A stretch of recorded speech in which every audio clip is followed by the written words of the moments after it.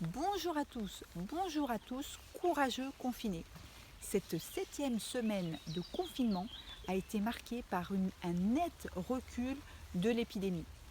Tous les indicateurs scientifiques sont au vert. Et j'aimerais vous parler d'un indicateur un peu particulier, le R0.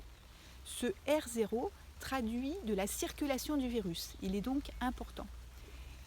Il dépend de 3 paramètres. Le premier paramètre, c'est le nombre de jours durant lesquels la maladie est contagieuse. On connaît ce chiffre, il est de 14.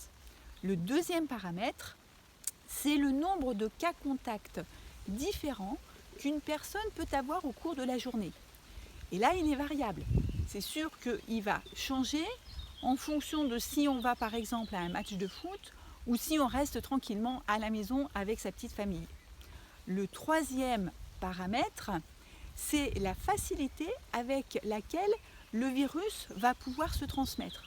Et là encore, ce chiffre est variable.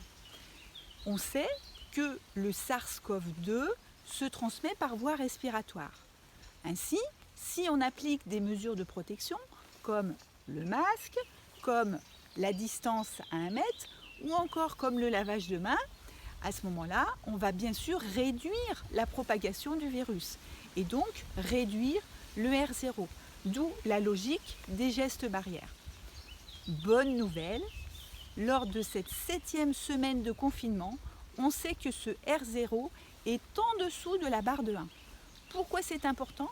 Parce que s'il est au-dessus de la barre de 1, ça veut dire qu'un groupe qui est infecté peut transmettre le virus à un groupe plus important.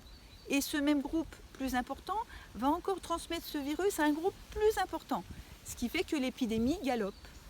A l'inverse, si ce chiffre passe la barre en dessous du 1, un groupe va transmettre à un plus petit groupe le virus, qui va transmettre encore à un plus petit groupe, encore à un plus petit groupe, jusqu'à l'extinction de l'épidémie.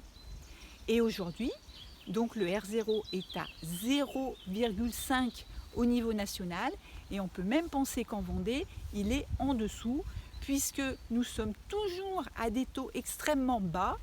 Nous avons 35 décès depuis le début de l'épidémie et 262 personnes testées positives recensées depuis le début également sur 680 000 personnes.